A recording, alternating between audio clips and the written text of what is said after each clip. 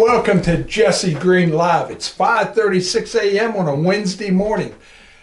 And my guest for this episode is Mark and Donna Byrne. They operate Absurd Productions Pictures. Because I couldn't get the production of pictures and all that together, so I let Mark say what it is. I've been in 4 of your movies. 4 of your, how many movies do you have all total? We have 11 features, and then we have 4 shorts, and then we group those shorts together into 3 of them into a feature. So right now I'm just counting the features. So we have this next one will be our 12th. 12th. Yeah. And the latest one that he worked on was Blood and Breakfast, and it's about ready to come out. In fact, the premiere is going to be on October 27th in Waynesboro, Pennsylvania, at the Waynesboro Theater. Yep. Be there to see it, and especially check out the bodyguard in that. He was the bodyguard. I haven't seen the final cut, but I know the bodyguard did an excellent. Oh, he was just so amazing. Can't remember the actor's name. Yeah, what was that guy's name? I don't know, but once you see it, you won't forget. I think he's a national and international award-winning actor. Oh, I think he is. I do believe he is. That name will come to me here. Yeah, we'll figure it out by the end. Starts with a J. Yeah, I think there's an L in there somewhere too. J-L. Oh, man, I just can't pull it back right now. But go see the movie and figure out who it is if you don't know already. So tell us a little bit about Blood and Breakfast. So Blood and Breakfast is a horror whodunit. So what we have is a group of people that have all escaped from a serial killer, and they just happen to all be in this bed and breakfast, and they start telling stories, and they realize that all of them are, if it's a group of 2, at least one of the 2 has escaped from a serial killer. And then it turns out that there's a serial killer there. And I like the idea of things happening at random versus everything being pre-planned. When we did Remnants, everything was planned and all that. I mean, for the characters, not for doing the movie. But for the characters, they just happened to arrive at this place, and they didn't know each other. They didn't come there on purpose. So the idea of, just all these people being at this place at random that happen to have this back history, and then they actually meet a serial killer. So they've got to figure out who it is. So it wasn't all set up by somebody. Right. It was, or it wasn't? It wasn't. Oh, okay. Well, that's pretty. Yeah, I like the idea of randomness. You said it was shot at random. I thought it was shot. No. I thought it was shot at Waynesboro. Oh. Where's Random? Is Random a town in Maryland? Or, no? It's a tiny town in Montana. Tiny town in Montana. Wow, all the way in Montana. Yeah, there's something more, like if something like that happened at random, it could happen to anybody. Versus somebody planning, all right, I'm going to get all these people that have escaped a serial killer together and then kill them off, which is what you would think it was, and that's what they thought. That's what I thought it was. Yeah, and that's what I would think if I was there in the house and I found out all of us have the same history. Somebody planned this. Yeah. And nobody planned it. Nobody planned it. It's just a coincidence. Yeah. And it's a real collection of characters too. Yeah. Yeah, we've got some, I'll just name a few folks that we've got. We've got Nancy Ann Ritter from the original Scream. She was one of the bathroom girls. And then we've got Beatrice Bopley from Nightmare on Elm Street, The Dream Child. And we've got Jim Crut from Dawn of the Dead. And then Lisa Neild. Lisa's been in a lot of independent films. There's not really one thing she's known for. She was also a Playboy model for a while. And then we've got George Stover. George was in all of the Don Dohler films, and he's been in a lot of independent films. Got to stop having George Stover in your movies. Got to what? Stop having him in your movies. Because I told him some time back, I said, how am I ever going to catch you if you're in every movie I'm in? Yeah. If everything was added on that I've done, I'd be about 120, and he's only like 165. Yeah. You were that close. So, and he's been doing it since the mid-'80s? Probably. So, if he's in every movie I'm in, I'll never catch him. I just have to wait for, sorry to say it, but George to pass, and then maybe I'll catch him. We have almost all of his films he was in. Oh, do you? Yeah. Still missing a few. So a couple more people I want to name. Oh, okay. We have Morgan Thompson, who's scream queen in a lot of independent films, as well as Mel Heflin, who we've worked with in the past. But there's two current scream queens. So the idea here was, let's bring in what I call legacy actors that were in the films everybody knows, like Nightmare on Elm Street and Dawn of the Dead. Everybody knows those films. And then also have people that are current today. People whose most famous movies, they may not be well known. They may not have one movie that everybody knows, like Jim Crut with Dawn of the Dead, but they're in a lot of current movies. So they're just as valid as the people that everybody knows. And it's great to have this combination. Do you have any award-winning actors in that movie? Yes, several actually. Okay. Several actually. And who might they be? Well, one of them sitting at this table. Oh, me.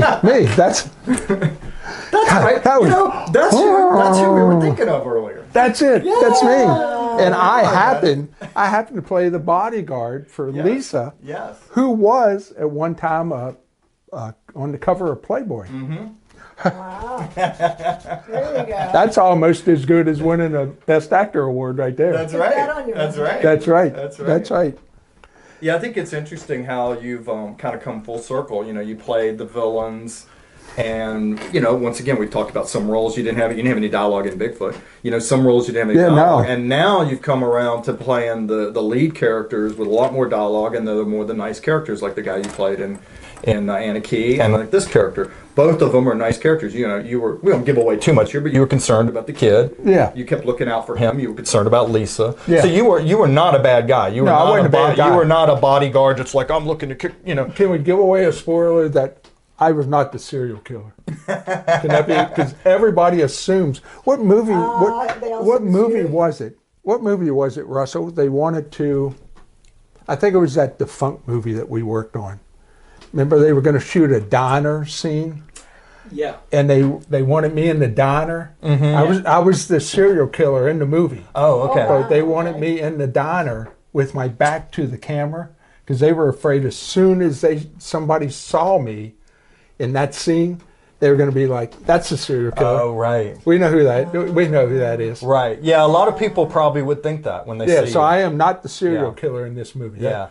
Doesn't narrow it down a lot. There's still a lot of possibility there. This was a good opportunity because I wanted to put you in something where you had more dialogue than the other films that you did, and where you weren't just the killer, or in Brazen Impact you weren't the killer, but you were killed pretty quickly. Yeah. But I wanted you to actually have a character, and where you weren't the bad guy. And because that was different from what you'd done in the past. But in Brazen Impact, that was pretty cool because I was in the scene at Rainbow Road. Yes. And I was in Sweet Dreams probably 38 years ago with Ed Harris and Jessica Lange as a bartender.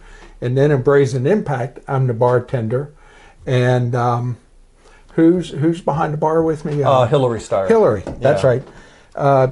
She says something... Jesse, you've been here a long time. And I said, yeah, over 35 years. I said, hell, I was here even when they shot the movie Sweet Dreams. And she goes, and then I say something like, but I think this is probably my last night. Yeah. And then we won't tell you what happened after that. Right.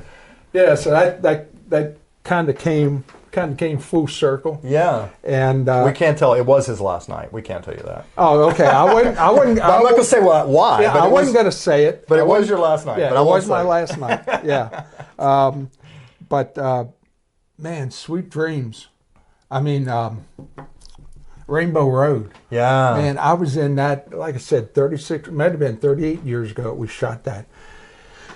And then I was in Brazen Impact there. Mm-hmm. We shot pretty important scenes in Anna Key. Yeah. We shot a movie that I'm not sure if it's going to come out. What was that? The Brides. The Brides. Yeah. What else did we shoot there, Russell? There was something else, I think. I can't remember. Now it's funny when we went and watched the movie Sweet Dreams because we'd never seen it. So after we shot there, we went and watched it, and we kept looking for you, And we're like, all right, that has to be him. Finally, he said, but you didn't have a beard. It was No, I was so we're expecting Jesse to have a brown beard.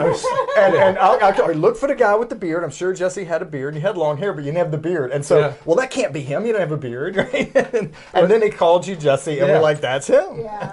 That's funny how my name got in the movie. Ed was Jessica was a pretty cool guy, pretty cool girl. Don't want to get that mixed up with Hollywood now. No. But Ed was pretty cool, and they rehearsed the scene, and Ed says, "I'm going to take care of you." So he calls the director over and he said, "You know, if this is a bar where I hang out all the time, I ought to call the bartender by name."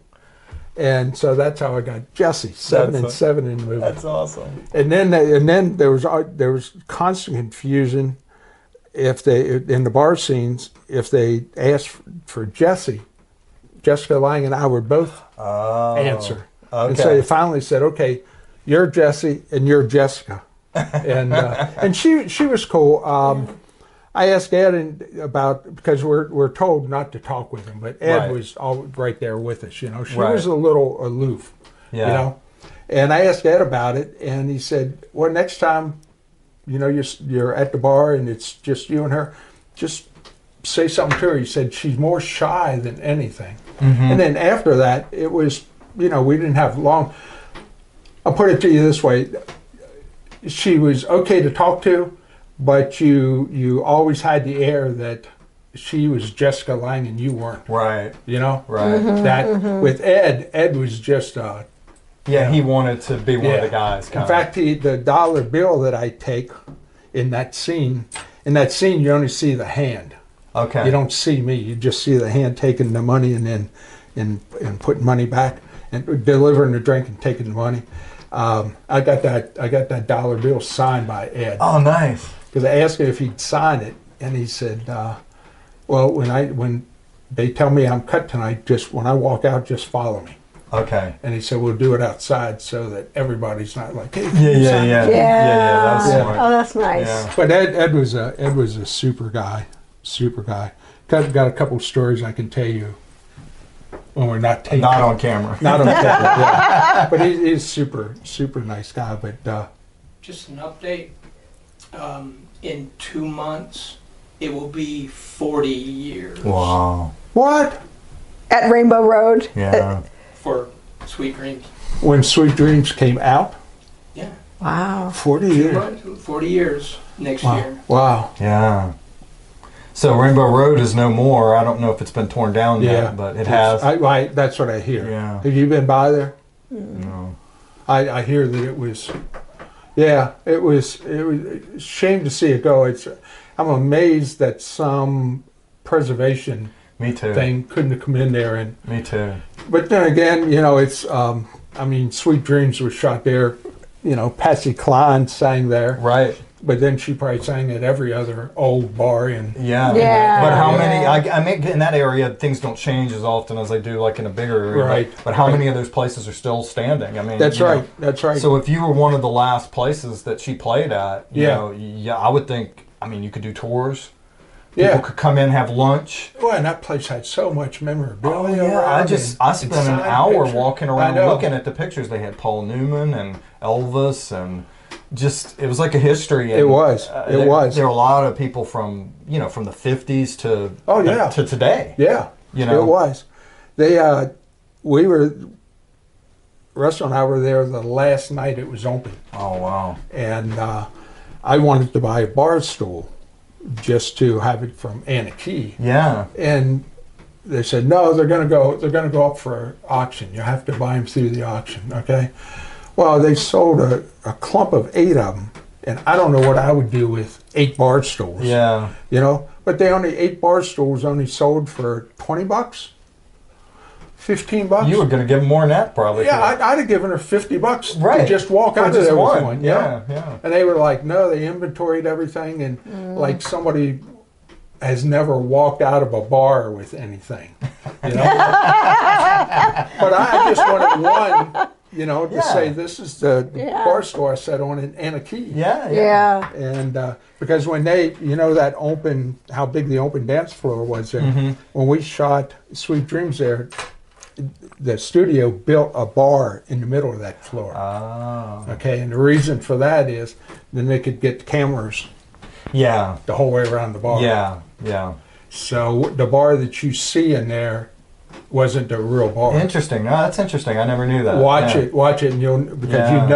you know Rainbow Road. Right. You'll be able to pick it out right away. Yeah. And then the pool room wasn't there. Okay. Okay, that the front door was that door right there, and then as soon as you came through that door, that's where the stage was at. Oh, where the bar is now. No, Or up towards the over front. over when you're coming through the front door, To the right. the bar's here. Uh-huh. Yeah, over here to the right. That was the stage. Okay. So next time you watch Sweet Dreams, watch that, and you'll see. Now, did they that's- build that Pool stage? room was the stage. Pool room was the stage. No. No, The pool room was run outside. Wasn't there? Okay. So they built a stage too? No, that stage was there. And then they moved it later? Or No, well, that stage was there for Rainbow Road. Okay. I guess they just expanded it, Oh, okay. I see what you're saying. you know. But Okay. yeah, it was right there in the corner. So when Yeah. you watch a movie again, you can get orientated Yeah, to where, yeah. where it was And we'll at. know who you are the next time. I Yeah, won't have yeah. to guess. Well, if you watch, there's another. I don't want to take up all the time here, but there's another scene. Even though that was the first movie I was ever in, I was smart enough to know they didn't pay Ed Harris and Jessica Lange to not be in the movie. Right. So there's a scene after that where they're closing, and I'm behind them sweeping the floor, Oh, yeah. and I stay right behind them because I know they're not going to cut them. You know? Yeah, absolutely. And people that saw the movie said, "How long does it take you to sweep one spot?" However long they stay there. However So long they stay I there, was yeah. back before I started doing this. I was writing scripts and I was going on sets, Hollywood sets, as an extra, with not to be an actor, but the idea of selling a script. And I thought, well, I'm the first person to ever think of this. And then we're all sitting in this room, and everybody in the room had a script. Everybody had a. And I'm like, I thought I was the only one. I was like, oh, I'm not looking to be an actor. Da, da, da. So anyway, we were on set for, now I'm going to forget the name of the movie. It was about JAG. Remember the TV show Yeah. JAG? So they shot in D.C. They shot at the Lincoln Memorial. And the two actors were standing here. So they coupled me with this other female actress, and we were supposed to be tourists. And I had a camera. So I said, all right, when we get, and we're not looking at the camera, we're looking straight ahead. When we get to like right in position where they are, we're going to stop and say, something's wrong with this camera. And we're going to be looking at it. So we positioned ourselves right behind them, and then we're both like looking at the camera. and we didn't stay there the whole time because we didn't want to draw attention to ourselves. So we said, okay, how long have we been here? About 10 seconds? Okay. Now we fixed it. And now we'll move forward again. So you can, because, you know, I've been in other things where they cut you out and all that. And like you said, you want to be behind the actor that's going to be in the film. And then what they do is they blur you out. So in the movie, I forget the name of it, the one that had Will Smith and Gene Hackman, and they shot it in Baltimore in the late 90s. I know the one. Yeah, I'm not going to remember the name State of of the Union. it. Enemy of the State. Yeah, Enemy of the State. There we go. So in that one, I was a police officer in a car, and so I was in a uniform. They put makeup on. Did all this stuff to me, and I was in a car, and I was like, "Oh, you're not going to see me." And then after a couple times, there were so many cars that we couldn't even get. They're like, "Oh, there's too many cars," and they cut us back. And it turned out that I was the first or the last one. I don't remember what it was, but I ended up at the very front of the whole thing. And so there's John Voight standing on our side of the fence, and Gene Hackman right there. And I'm like as far as I am from Russell. And I'm like, I'm gonna be in this one. And then the director says, okay, I'm gonna point at you. And when I point at you, I want you to turn around, and all the other extras are queuing off of me. I was like, all right, if I screw this up, I am off the set. So, but I'm like, I'm going to be in it. I'm right behind John Voight, and he was kind of like Ed Harris. He was doing his lines to himself, and then after he got his lines down, he turned around and started talking to us. And once again, they told us, don't say anything to the actors. Now, the actor talked to us. Yeah. We're not going to not reply. If they approach you, you can talk to them. So anyway, at the movie, the director pointed to me, and I turned around, and I turned around like this, and I'm like, okay, they're going to get my whole face and everything. So then I went to see the movie in the theater. They blurred all of us out. You could only see Gene Hackman. So when you were looking back at John Voight from Gene Hackman's view, all of us were blurred out. I froze the frame. I knew right where I was. I was just a blur. Why did you put us in makeup? Yeah, they spent more money. But what about the other one that turned out really well? Was he was in the trailer for Runaway Bride? Yeah. In the Yeah, they theater aired trailer. They aired it during a Tarantino movie. And I was there in the trailer. In the movie, I was on the videotape. If anybody's seen that movie, there was the videotape with the little kid grabbed her dress and was being dragged around on the floor, and it was a church up in Maryland where we did that. And once again, I got lucky there too. It was just they were putting us in the aisle, and it just so happened that when I got in, I was like, wow. If I stay in this aisle, I'm going to be really close to the end because Julia Roberts is going to walk right down, and you want to be where Julia Roberts is because that's where the camera's going to be. And it ended up, I was the very first seat on the aisle. I was literally on the aisle. So that's why I got picked up in all those pictures. Oh, okay. Or I've never, if I was 3 people over, I would have never been seen. No. Yeah. So it was just pure luck that one time, those 2 times I got seen. So I got seen on a TV show, I got seen on a movie, so check those off. Yeah. And I finally just got tired of doing it because it was, you spent the whole day and obviously nobody's buying a script. And I'm like, you can't even see me half the time. And I'd rather just work on my movies, It's interesting to be on the set of a major movie to see how it works. Yeah. But, it doesn't see, even as sophisticated as what it is, it doesn't seem to move any faster than an independent film set. In fact, I'd say it moves slower because an independent film set, we're very tight on a budget. Well, that's why I like working with you. When we're on set shooting a movie, we shoot the scene, we shoot the scene, we shoot the scene, we shoot the scene. Yeah. It's And we do 3 good takes. Yeah. And that's it. Yeah, we're not going to waste we're satisfied. With bullshit. And I talk about like an iceberg. So the piece of the iceberg you see above the water, that's the smallest piece. It goes like this underneath. Yeah. So that piece of the iceberg, that's the time on set. What's below the water, that's preparation. So if you haven't done your preparation, then you can't be that little tip on the iceberg. Right. So you got to know what you want to do. You got to have everything. Make sure all your equipment is ready and you're ready and everything ready. And then you just get in. Adrenaline takes over then, and you're just like, it's funny when you're done. It's like this seismic thing goes over you. You just feel like you're almost like this. You're just suddenly I'm exhausted. My back hurts. I'm starving. I got a headache. I didn't know any of that, and I'm like, I haven't had anything to eat in 4 hours. I didn't even have a sip of water in 3 hours because you forget about it. You're just focused on. I know when I did. Russell can attest to this. When we shot Anna Key, man, there were days I got done. I just cried. Because it was such an emotional ride, and it's tough not to, if you get into a character, it's tough not to be that character and go through what that character goes through. And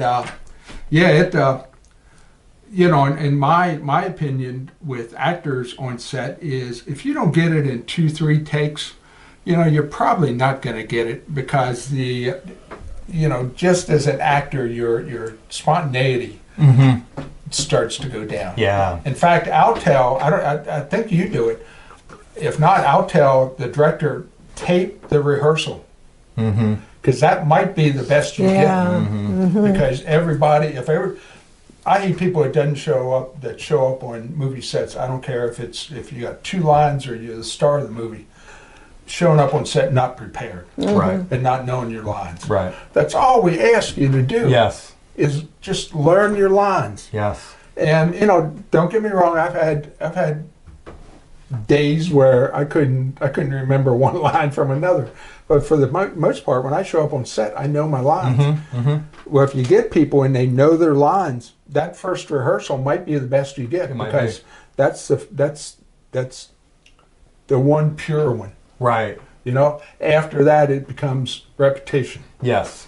And hopefully, as actors, our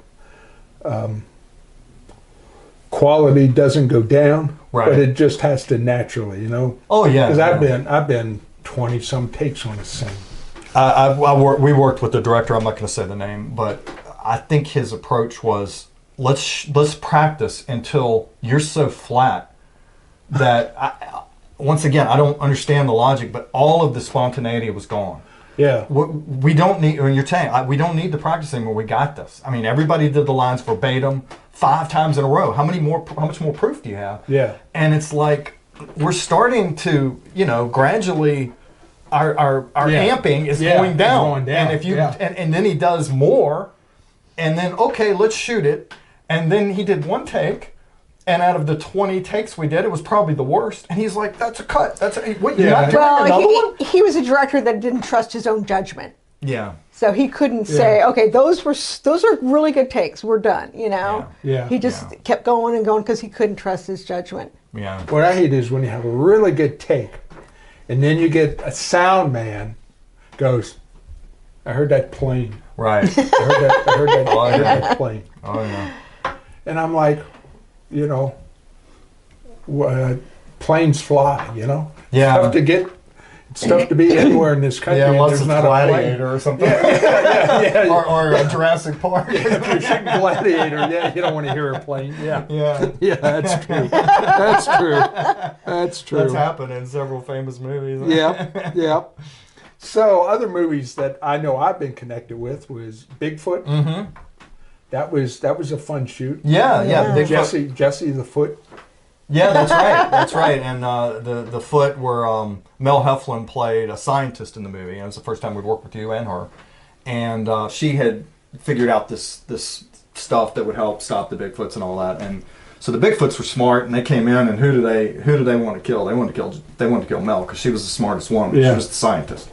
And so your character came in, and we had these Bigfoot feet that our friend Marvin had. I don't know where he got them. He'd had them since the 70s. I don't know. You could have looked at the sticker on the bottom That's of right. it. And then the first time we shot, Yeah. the foot comes up. Nobody looked under. Like, cut. There's a sticker on the bottom of the foot. So we peeled that off, and then we had to put a little dirt because Yeah, it was because big, it was it was clean, and the rest of it was So we had to put a little dirt and make that fill in.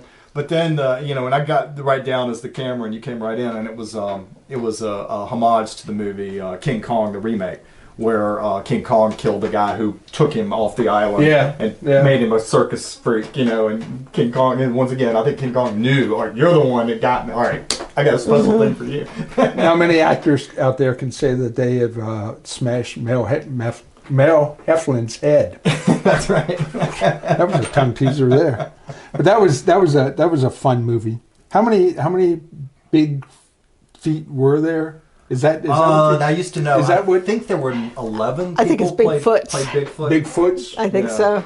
It's not Big Feet. I think it's Bigfoots. Yeah. Yeah. I guess it would be. Yeah. I think there were 11 people that played Bigfoot because we had multiple scenes beyond the one. You were in the horror part, but we had 2 parts that were comedy, and one part was if you remember the movie Finding Bigfoot.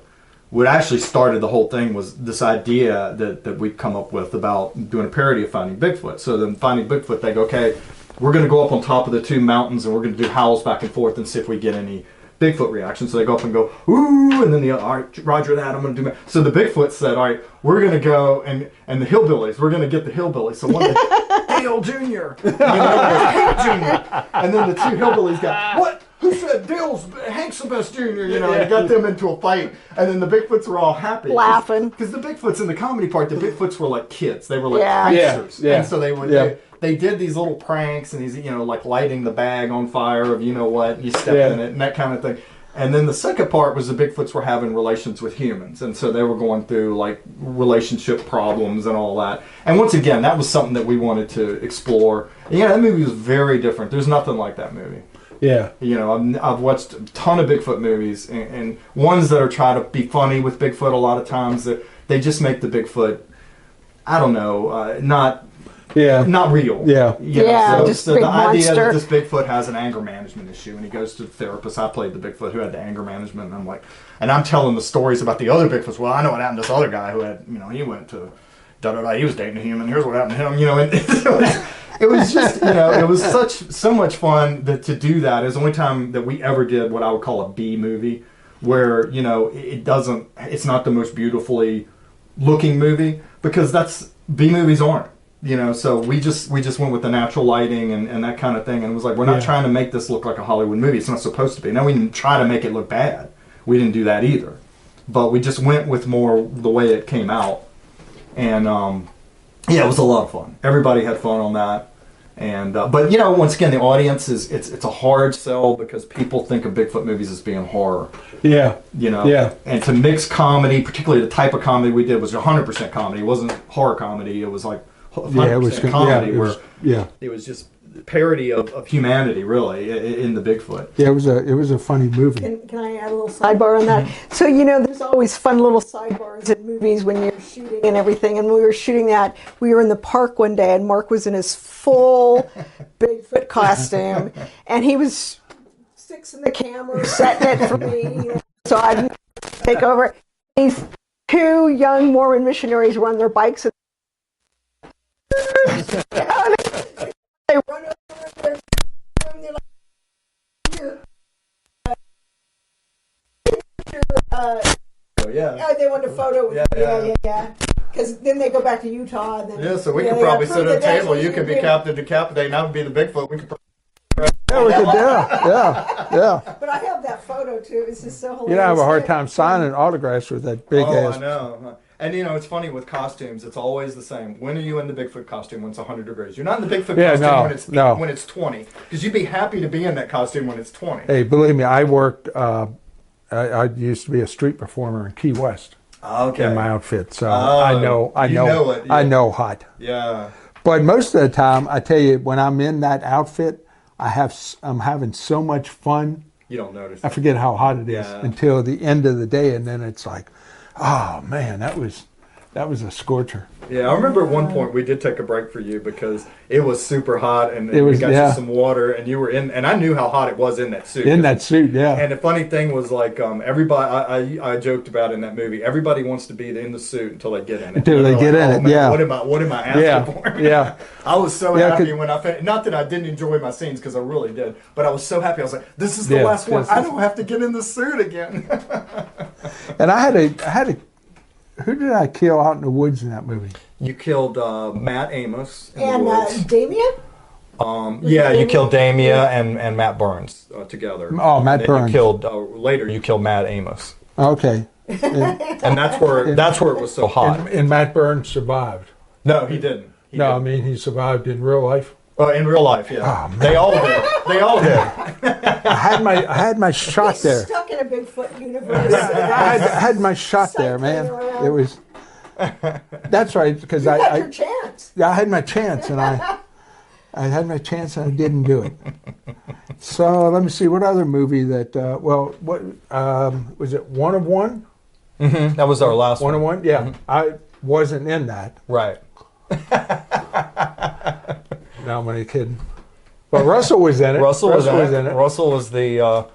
There wasn't really a villain in it. I wouldn't say that. And in fact, I wouldn't even say he was the villain. If it was a villain, it was two of the contestants who were conniving. Yeah. But Russell was like if you've met not crazy, but eccentric people that have a lot of money and they can get away with being eccentric, whereas the average person can't. And that was him. He's like, look, I've got this money. I can do what I want with it. And if I decide that what you brought is the thing I want. So he put a thing out that everybody would bring an invention or a relic. So, for example, this might be your relic. Yeah. And so people were bringing things that, like, one person brought a bicentennial coin. And it's like, this guy's got a warehouse full of stuff. He's got Billy Ripken's card in it, right? Yeah. With the signed bat. Yes, with the bat. And one of the things really unique that nobody else had, and he didn't have. And some people hardly tried. So he had so much. They brought things like the coin, for example, he was like, really? This is the best thing? Now the card, whoever got that thought, all right, I've got. Yeah, you got. He didn't have this. Well, he's like, I got 3 of those. And he'll tell them how many he's got. Oh, I got 20. I got boxes full of those. I got 3 of those. Let me see here. Am I doing this? No, I'm just. So was it a Hagerstown album? LP? Yes, it was. Was that a real? Yeah, it's a real album. The band was. It was called The Last Train to Hagerstown, and the band is The Left. Huh. And we put one of their songs in it at the end. I'd never heard of that album. And I saw it, I thought it was just amazing. It's probably really the only last. It was an album that Matt had, and and I was like, we talked about the record. I was like, well, it could be this record that could be, the One of One thing. And he's like, well, I got a record. And I like the fact that it was local. Yeah. And then the fact that, I'll talk to the guy. Maybe we could get a song. Like, if we get a song, that'll be the record. I've got some records downstairs. But, we didn't have a copyright problem because it was his record. Yeah. And I've got some stuff downstairs that's out of copyright that I was thinking of bringing up, like a bootleg or something like Yeah. that. But now I was like, no, if we can put a song on it, because I'm not putting anything off the bootleg on the record, I don't have That's permission. right. Yeah. But if we put a song on it, that's the record. So it ended with that. It was a great, fun song. Yeah. Yeah. That funny story about that Billy Ripken card. I used to have a bar up in Hagerstown. We were the hangout for Hagerstown Suns. Okay. And so he went through that system. Right. And he used to hang out at my bar. So when that cover of Sports Illustrated came out with Cal Sr., Jr., and him on the cover, I sent him a copy of it with a return envelope. And I say, can you get your dad and your brother to sign this and send it back to me? Yeah. So I don't get it back. I forget about it. Like 3 or 4 years later, the envelope comes back, and I'm like, yes. I open it up, and here he just signed it. So you know, I'm sorry, Billy, but you know, I might be able to get a Starbucks coffee with it. Yeah, right. If it had senior and junior signature on it, Yeah. oh man, No, the thing that with the being a Billy Ripken that would be valuable sign is that card. that card. That's what would yeah.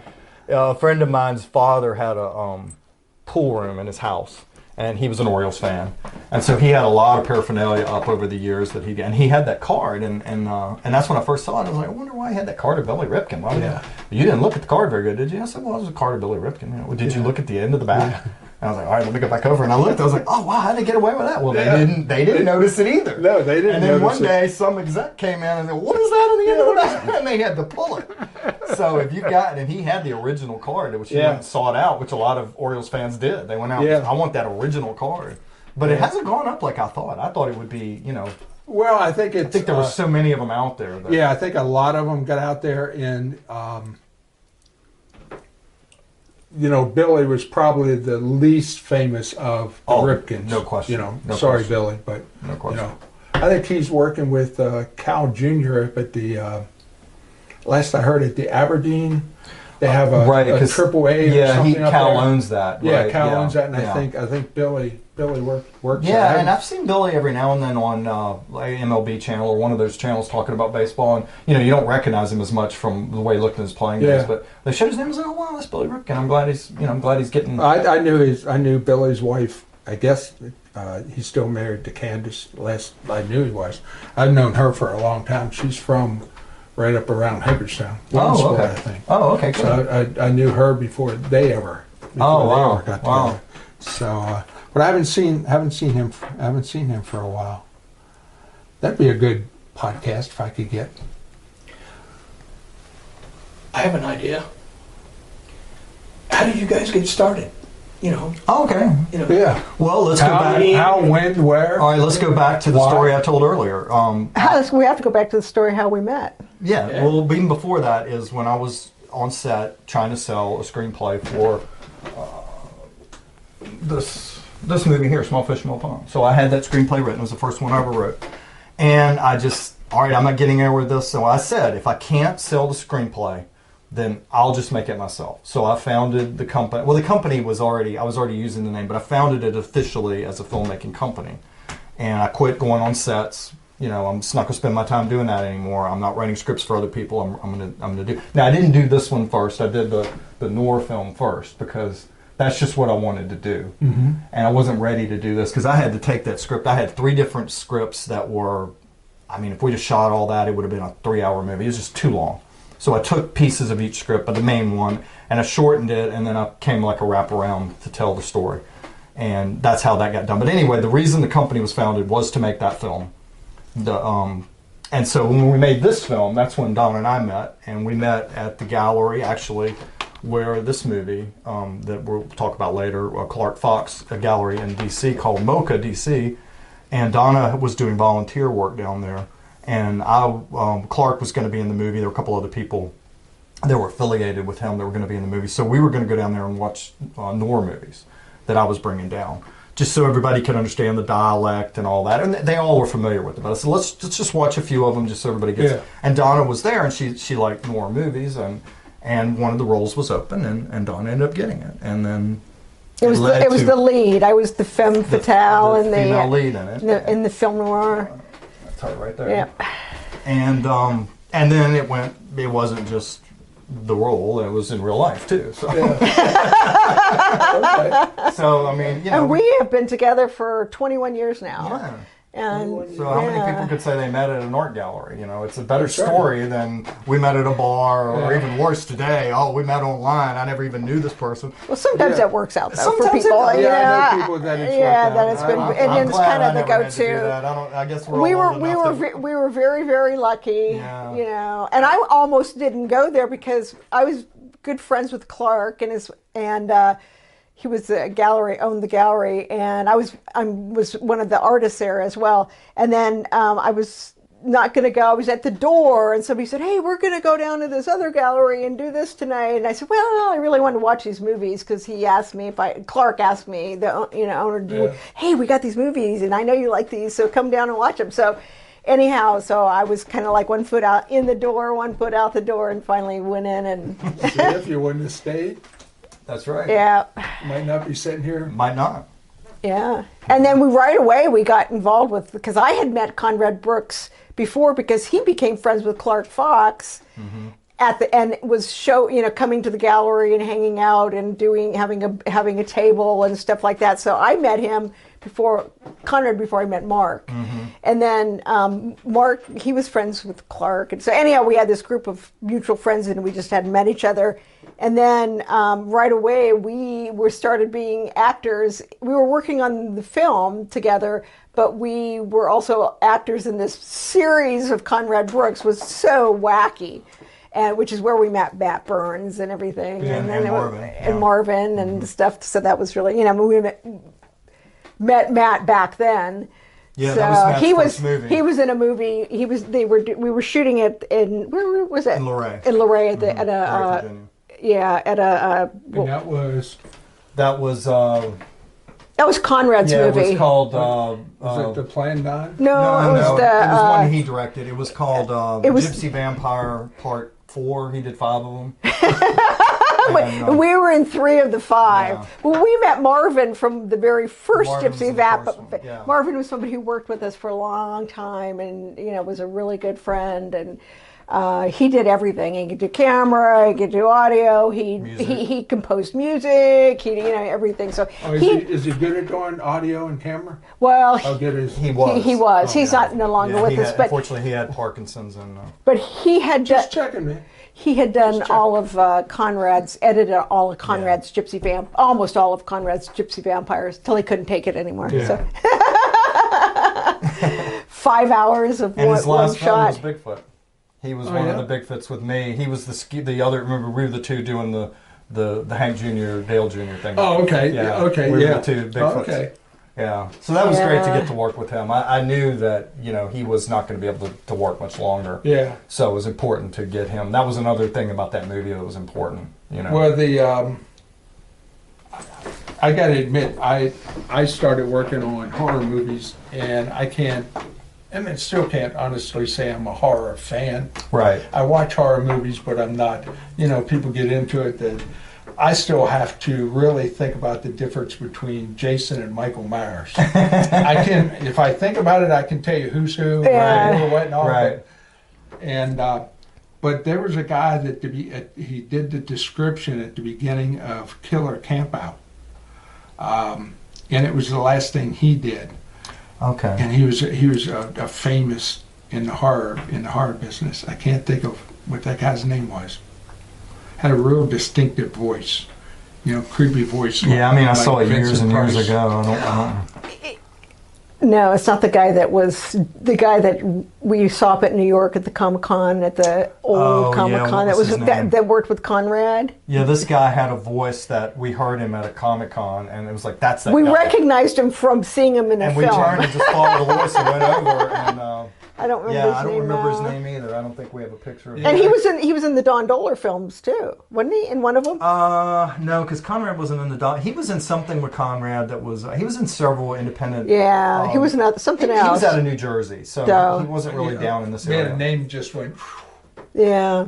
I can't remember his name. Maybe We only met him that one time. We maybe never I'll got. catch it on the circle when it comes back. Yeah, we'll try to remember that. Yeah, we never got to work with him, and then he got sick too. So So Yeah. to continue just a little bit with our storyline is, so we have just continued making films all the time, and Mark's always working on writing and thinking about it, and he's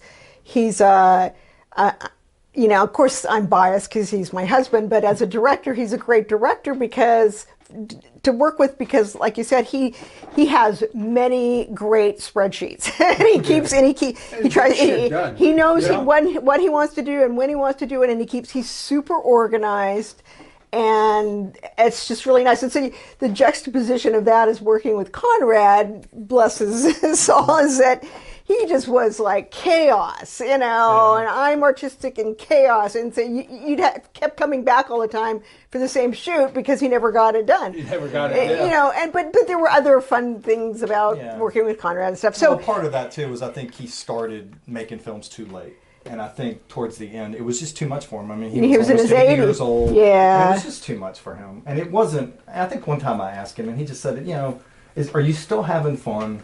And he couldn't answer that. Oh, darn. And I was like, I didn't think he was. And people started asking him too many questions about the script. Do you really think Susie would have said this and this? And I mean, just, you know.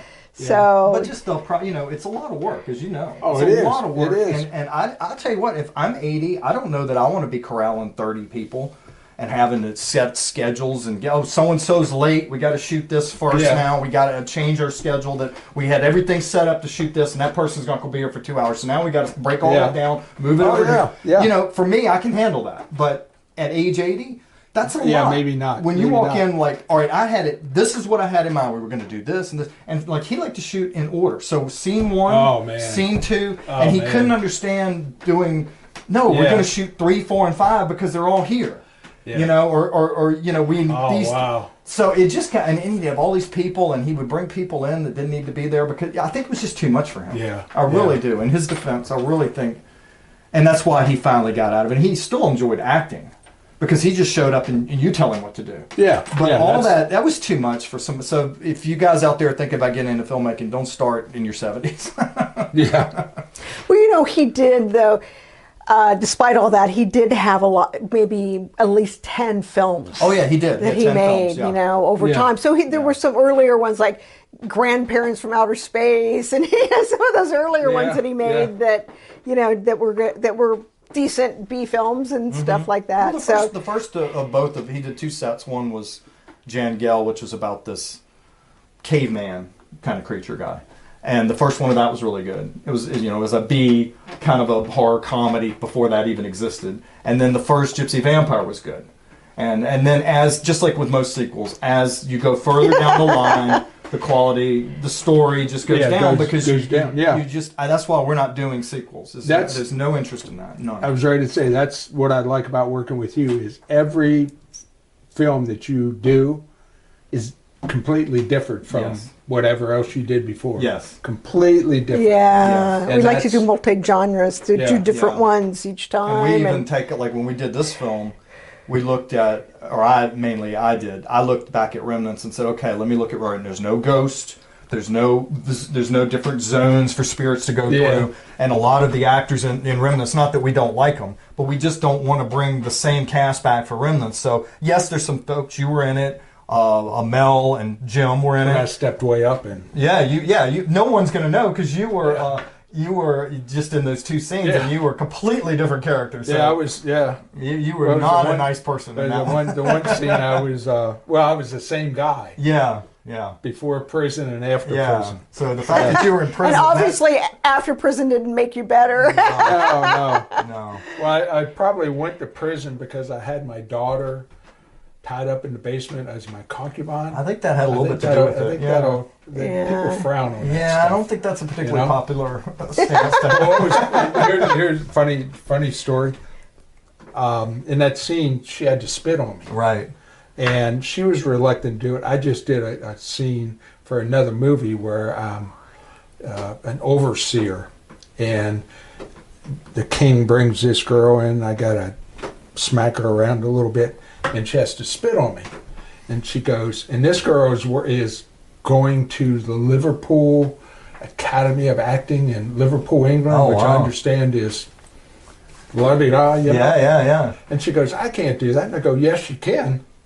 And by the time that came up, I had her face right in my hand right here, and I said, what I'll do when you need to spit on me, I'll just turn your head a slight bit and just spit in my hair. Okay. And of course, the first time it was like, I go, come on, make it. And then she, it wasn't too, but it was.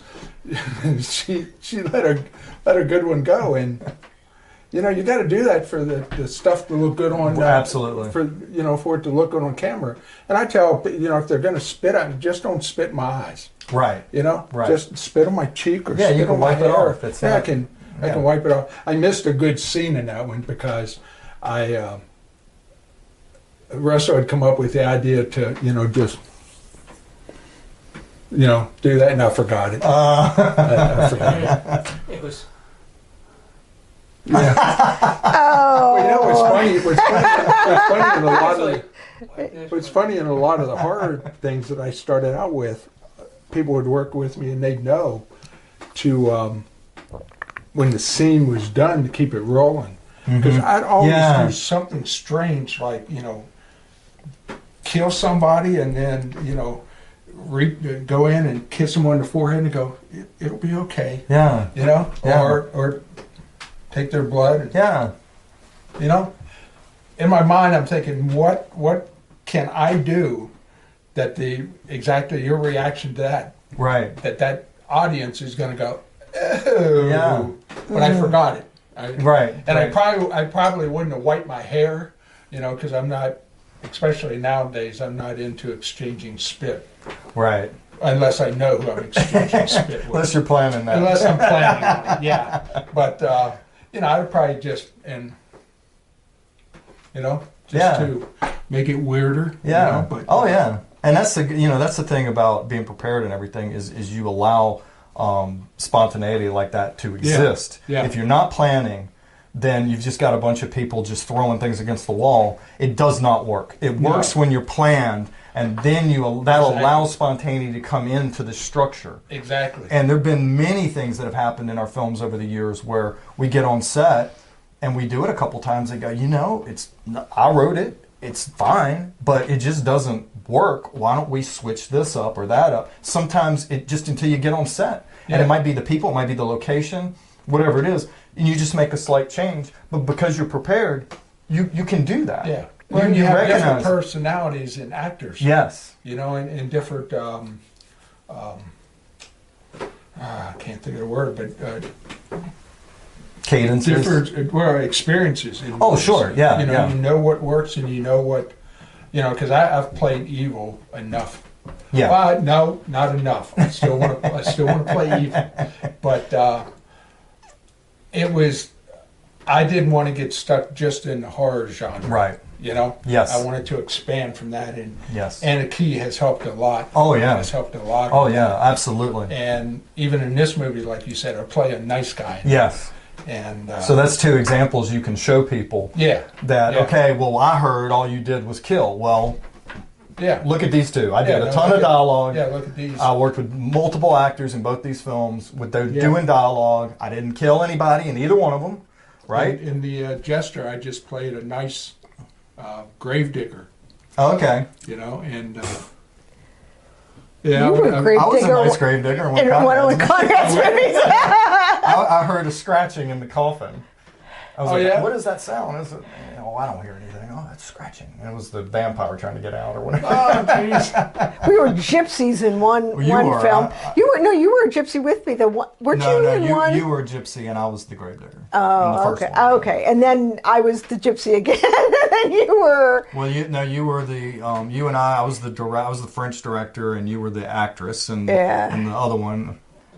And then the third one, I was the ghost hunter, and you worked for Count Lugo. But I was a gypsy again. You were a gypsy. Yes. Yes, you were. You were gypsy twice. I was a gypsy twice. So we can remember our role. Yeah. We can't forget anything else. We remember that. Yeah. I've got a lot of movies. I'm like, unless somebody reminds me of what was in that, I'm like, what did I do? Yeah. And they'll remind. We were talking about, I don't remember one one of these movies. Oh, yeah, when you brought up about the Remnants. Yeah. I forgot that I had played the same character in two parts. Yes. And that's another example of how spontaneity came in, is that wasn't originally in there. One of the two, I think we were going to have somebody else originally, because what happened in that is Hillary was able to see ghost remnants. And so Colleen's character was a ghost, was a remnant. Yeah. And so Colleen wanted Hillary to know what happened to her. So she let her see her death. Colleen did. Okay. And originally it was just going to be a guy. It didn't matter who. Yeah, it didn't matter. And then I think we were talking with you about it, and it might have even been your idea, but it worked. It worked, yeah. And I had to add a line about the prison, because it's like, all right, last time we saw this guy, he killed somebody. So let's say that he got out of prison and goes in and does it again.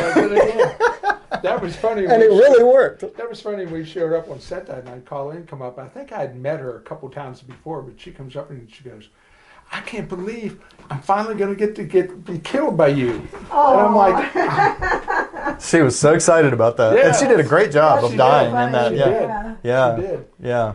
But she was a good spirit, and we're talking about remnants a little bit. The idea was that just like in life, there's good and bad people. So in the remnant world, they're good people. Colleen's character was a good spirit. She was here to try to help the people that could see them, help them deal with it. And and the people were holding, like you and I are alive, we're holding the spirit here because our guilt or our remorse or whatever is holding that person. So if you killed somebody, maybe your guilt for them is holding them, or a relative whose spouse or brother or sister, parent was killed, that their anger could be holding something. So it was a conversation I'd had with a couple of people about just what are ghosts. Just one night, you're sitting out having a few drinks, and just what are ghosts? We just got in this conversation, and I like the idea of the fact that ghosts are things that are held here by you. And then let's say someone got killed in this corner. This corner has an energy. You and I don't see it, but that person in that chair sees the energy. They might even see the victim sitting here. And that to me was so much more interesting than somebody going, ooh, Yeah. Than a Scooby-Doo episode, which I enjoy, but that's a cartoon, and that's not what we were trying to do. We weren't trying to do a cartoon, we were trying to do a horror movie. So. Yep. But one more thing before you change the subject. In terms of wanting to get typecast in a horror movie, I went through the same thing. That's why the first film that we did was, the first film we did was a dark comedy, it was a short. The first feature was a black and white noir, because there's nothing more opposite of horror than that. Yeah. And I did not want to get locked into horror, which a lot of people I knew were locked in. They were like, well, I'd like to do something else, but everybody expects me to do horror now. I was like, no, I don't want anybody. People expect something different, and they'll get that. Yeah. And whether, and if we do 4 or 5 horrors, as long as all of them are different, then it doesn't matter. If 4 or 5 of them are the same, why are we doing them? It might be time to hang up your shingle. There are people in the industry that I feel, just my opinion, aren't getting any better because they want to do the same type of movie. Right. Then the same type of movie, and the same type of movie, and the same type, with the same crew. Yes. Cast, yes. And Conrad did that and I understand too, it was a series. He wanted to have those same people, but the problem was it became harder and harder to distinguish. The first one you could distinguish. First one was introducing all the characters and everything. But after that, they became, like, right now, I don't know if somebody was to name a scene from the movie, if it was in 2 to 5, I don't know whether it was 2 or 5, because they all kind of run together. It was the same actors, same villain in all of them. And so, I just think that pigeonholes you. Just for me personally, like I said, we're talking about ourselves, we're not talking about anybody else. I think that pigeonholes you, and then you're locked into that. And a lot of directors want that. And that like there's a comfort zone. Yes. You don't have to think too much about anything else. It's there. Yeah, it's either a comfort zone, or I have talked to people who said, all I want to do is horror. Yeah, that's it. I don't have any interest in. Oh, don't you ever want to try maybe do an action crime thing? No, all I want to do is horror. And then, so what I like to say is, you want to work towards your goals. So if your goal is to make horror movies, and that's it, then that is your goal. So and that's all you need to do. Yeah. If that's what your goal is. If your goal is, our goal is to do something different, and I like to say, we want to get our film screened and seen. That's our goal. Yeah. If we make money, that's great. If we don't, we're still making another movie. Yeah, I just wanted to, once I was in horror for a while, I just wanted to get out of being typecast Yes. as the serial killer. Yes. But I also understand, too, that with my age and this face, I didn't ever think I was going to get a romantic lead in a movie. Right. You know? But it was believable. And then because of Anna Key came along. yeah, and it was your character was believable. And you know what's funny is not that many people have seen Anna Key, but I have never gotten one question from anybody questioning about the age difference. You know, because I think we played it well, and Abigail and I talked about it, that we had to make sure that during Anna Key, she stayed the aggressor. Right. Because if that ever flipped, Yeah. then it was a strange movie. Yes. You know? Yes. And I think we kept Makes it that sense, way. yeah. And I think she was drawn to your personality. Yeah. It didn't matter your age. Yeah. Well, And that's you were what comfort to her, and so yeah, that's a big, and even your role in here, which was not near as dramatic as that. Yeah. But your role in here, what were you doing? You were comforting Lisa. Yeah. You were comforting the kid. You we know. even had kind of a seduction scene in it. Yeah, that was, and once again, that's an idea of how spontaneity with that wasn't planning, supposed to be in there. right? But But because we were all planned, you can do that. Yeah. You can step a little bit out because you've got the guardrails there. Yeah. And things like that just jump up when you have And it all luckily, planned. I was wearing a tie, so that just Yeah. convenient. She could. Yeah. She can So there pull you me guys in. have something to look forward to when you see Yeah, it. there you go. No nudity though. You're not going to see me nude in this one. Spoiler. Yeah. Well, no, this enticing people to come see it, and to get back to it, enticing people to come see it on what date? The 27th, October 27th. We're finally going to do a horror movie at Halloween. It's just never scheduled right. You know, it's come out March, April. We don't want to wait And till now October. we have a Halloween movie. So to finally have a horror movie at Halloween, which is what all the horror people like, right? There it is. Blood and Breakfast. I just want to get the shine off. Yeah. Take a look at this, Jesse. I just installed. No one's ever seen this. This is what the inside looks like. So Oh, for wait a those of minute, you- wait a minute. Everybody's going to see this. Here's the reveal. Ta-da! First time.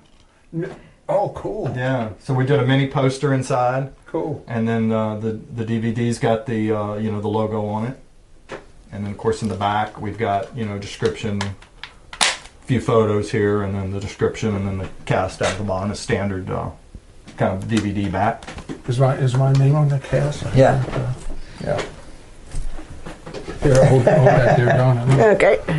Oh, yeah, I see it. I see it. And you're on the I understand the that. cast that's on here is also on the mini poster inside. Oh, Yeah. Cool. Yeah. Cool. I'm anxious to see it. I've enjoyed your other movies, but this one just had a different feel to it when it was being. And I was only on set one day. Yeah, Shooting one- but you had a big day. I mean, the other films you had smaller parts. Yeah. So Yeah. you said that you like to come into the movie not know. Or you're the one that said you Yeah, like to come into the movie not knowing. Not so knowing. you don't want to see the other scenes. So you come in not knowing what's going to happen. Yeah. Now And this one, I believe you had the whole script, but you probably just read I only read my part. your scenes. And I yeah. probably asked you before we shot our scenes, is there anything I need? But this was kind of, I'm trying to think of compartmentalized. Compartmentalized. Yeah. Yeah. Of people that were at the bed and breakfast. Right? Yeah. It Yeah. was our group, and Yeah. then there were other groups. There are other groups. So yeah. there wasn't a lot that for my scenes, I needed to know what happened before in the movie. Right. Right. You know, because sometimes you need to know Oh yeah, absolutely. what happened so you Yeah. can, how to react to. Yeah, the only thing you knew was Lisa's backstory, which she told. Yeah. You knew Yeah. that, but you didn't know any of the other people or their backstories. Yeah, I didn't know Everybody anything. reveals their backstories, and then we have some flashbacks where you actually get to see what happened Yeah. to the person, or But that's just a little quirk of mine. I just like reading my scenes, and then when I go see the movie, it's a fun movie to watch. Yeah. It's a fun movie. We to watch. saw an interview, the famous actor Robert Mitchum, And he did maybe 2 interviews in his life, and one of them was with Robert Osborne, and he wouldn't give Robert Osborne anything in this interview. And so he Yes, goes, no, yes, no. You don't go see your movies, do you? Nope. You ever saw blah, blah, blah? Nope, nope. And he goes, they don't pay you to watch them. I love that line. I love that line. I know. They're my favorite actors of all time, Robert Mitchum. There's So a lot surly. of actors that say that. I don't see how you don't. I believe he didn't. Yeah, I believe but him. I don't see. I think how, a lot of that is talk, but I do believe him. I don't see how you don't. I don't either. You know, it's like you work on building a rocket, but you don't want to go watch the launch. Yeah. Yeah, You know, what, yeah.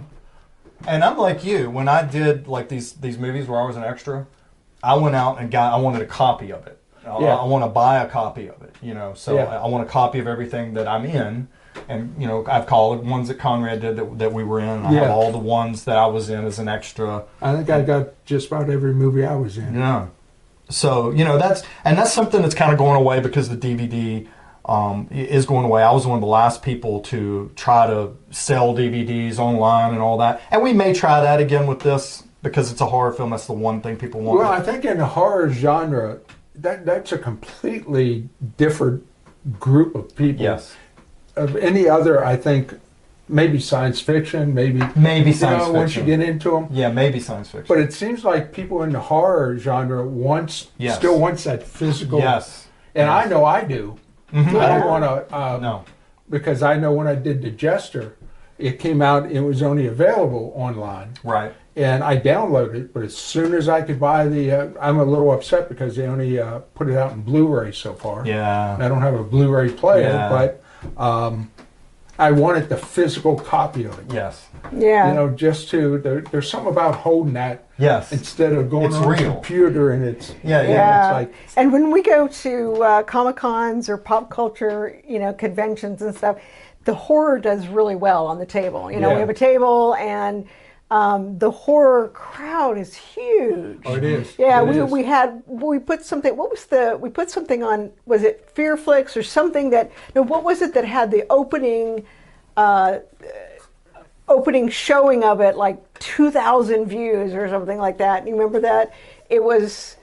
Oh, it might have been on Kings of Horror. Yeah. We have a couple on there. Well, If you guys are interested in what we have, absurdproductionspictures.com is set up, and the way I simplified What the was website. that again? Absurdproductionspictures.com. And a third time. Yeah. Absurdproductionspictures.com. There you go. Pictures. Pictures.com. Productions, pictures, both S's. But if you do that, the website is set up very simply because people go to Facebook now for current events. They don't go to a website. Yeah. When you go to a website, like if you're going to a website to go to a restaurant, you want to see the menu. You want to see the hours. Yeah. You you might want to look at a picture. Just say, oh, they have a courtyard outside. Can we sit outside? Yeah. Oh, they have a nice Yeah. deck. We can Yeah. sit. That's why people go to websites. They don't go to say, oh, what happened there last night. That's on the Yeah, Facebook. yeah, page. that's right. That's So right. I took all the photos, or not all of them, but a lot of the photos down, and I just made it. You go on the site, it lists the movies, it lists where they're streaming. You click that, it takes you to the link. Or there's more information. You want to read about it, we have text. You want to watch the trailer, it's all there. I made it really simple because people don't want to go. And that's the problem with Facebook. If you're looking for a link on Facebook, you're searching through all these posts. No, don't do that. Go put the links on the website. Yeah. The website today is a host of links. That's really all it is. That's all it Here's is, the yeah. IMDb page. Here's the web. Here's the Tubi site. Here's the Plex site where the movie's screening. Whatever. Here's more information if you want it. Here's the trailer. Bang. We move on to the next movie. Right. Yeah, because I don't know. I was talking to somebody about. I know. I took a wrestling class of promotions and stuff, and he was saying, and when we shoot a promo for wrestling, we got 2 or 3 seconds to catch that, keep that audience, or they're going. Yeah. Or they're flipping to the next promo. Yeah. And it's the same way with movies anymore. With all the streaming services. You go through, and I know I'm guilty of it because I have an ADD. Mm-hmm. If I pick up Blood and Breakfast and it doesn't get me in the first 5 minutes, it's gone. Wow. It's gone. It's got to have that. Got to have that. Now this would keep me because I'm in it. Right. But right. if it was a movie that I wasn't in, if it doesn't get me in that first 5 minutes, it's gone. Wow. You know, Wow. so. Yeah, I'm sure there's a lot of that. Yeah, because it's, I mean, years ago, you think about it, if you wanted to go see this movie, you had to make a plan. Mm-hmm. You had to get showered, get dressed, get in your car, drive through a theater, pay your money. And once you paid your money, you damn well were going to sit there for the hour and a half and watch that movie. Oh, yeah. Good, bad, or indifferent. Yeah. Now, they're free. Yeah. You don't have to do that. You just go, okay, I don't like that. Yep. Kind of like, even though I've never been on a dating site, but I understand on the dating sites, a picture pops up and it Swipe it. and it's One gone. way or the other, Swipe it and yeah. it's Oh, gone. okay. Swipe it and it's gone. Okay. They do that the same way on streaming services. Yeah. Yeah. Yep. So anyhow, I know we're getting long in time. Longest. Oh no. This is gonna start to turn into a 2-hour show. Uh-oh. We just had one was the longest was an hour and 3 minutes. Yeah. Where Hour and 11. hour and 11. When I started, I wanted to keep it like a half an hour. Okay. And because my opinion of that is, I didn't think that, I don't mean this in a bad way, I didn't think me or guests could keep people interested Right. more than exactly what we were talking about. Right. More than a half an hour. But I find, you all and a lot of the guests that I'm having, I think we can keep them for an hour. Yeah, I think so too. You know? And I think the free form of the discussion. Yeah, I think because the ones I've watched, we've watched 2 of yours, and so both times we had no problem watching it. I just wanted It was this to be a sitting here chatting. Yeah. Yeah. You know, like Yeah. I showed up at your house and let's talk about movies. And you that's did. what we've done. We That's talked about exactly stuff what we that did, didn't yeah. have to do with movies we've made, or sets we've been on, or Yeah. or whatever. you Yeah. know? Yeah. Okay, so let's get back to bed and breakfast. Yes. Is Blood. going.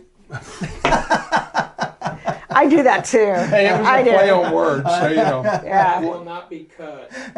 Yeah, blood and breakfast, right there. It was right in front of me. I have a 2:00 Zoom call for work. That's all. But I'm good until then. Okay. Another Okay. 15 minutes, and then Oh, I might we're might gonna- excuse myself. We're gonna be wrapping. What? You're gonna walk away from this for work? Hey, they pay me. You didn't pay her? That's the guy with the paycheck. Oh, there you go. There you go. But anyhow, Blood and Breakfast is going to premiere October 27th, 27th. 5 p.m. 5 p.m. in Waynesboro, Pennsylvania, at the Waynesboro Theater, right on Main Street. Excellent theater. Get your tickets. Great people. I don't know how many premieres I've been to so far, but they handle it so well. Yeah. Very And nice people. there's going to be some other activities held at another place. Yeah, so on the 26th, that's Saturday, at 7 p.m., I believe, at the Trigger Tap House in Waynesboro, there's going to be a wrap party for the film, and there's going to be some acoustic players there. I think there's 3 different guitar players that are going to be there.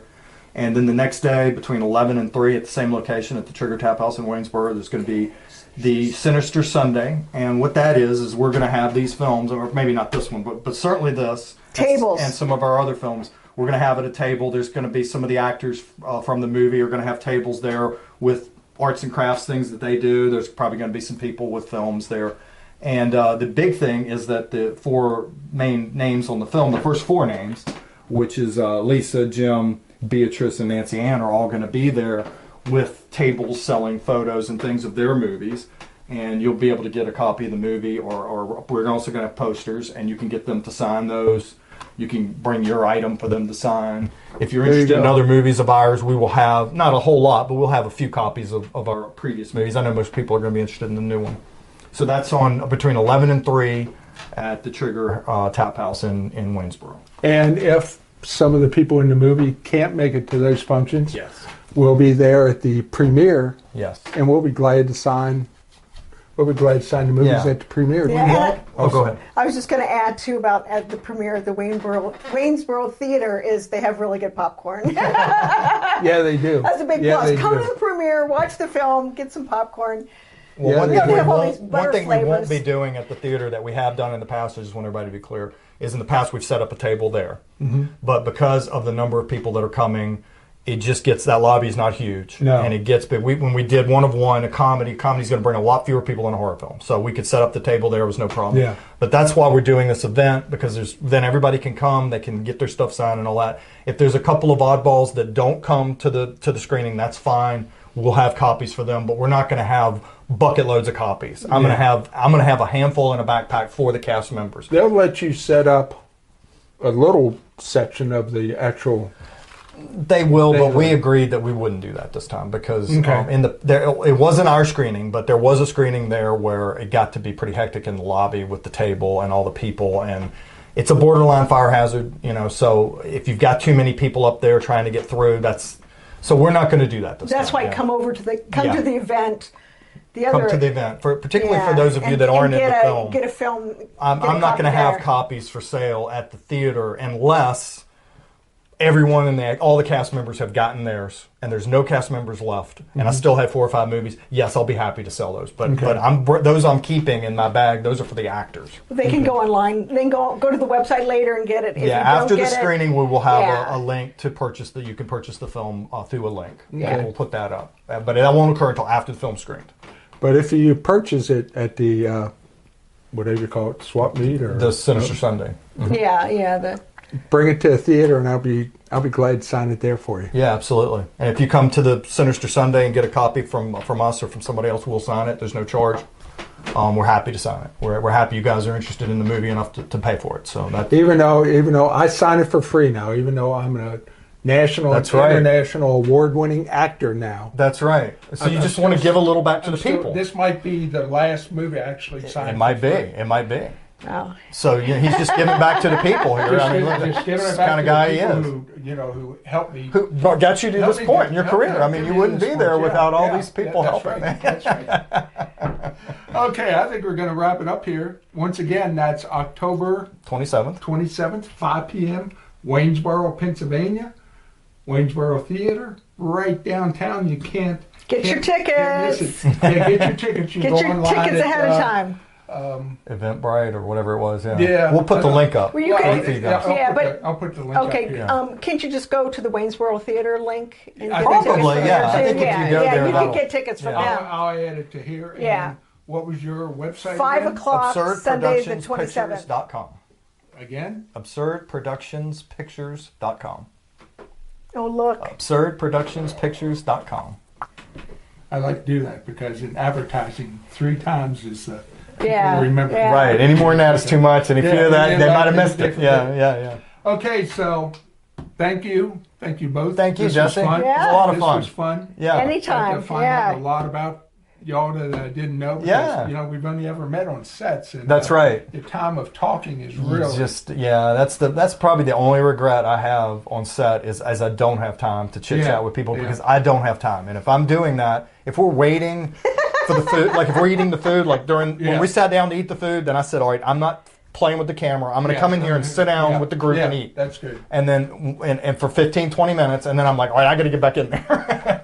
And you're staying at the Amberson House.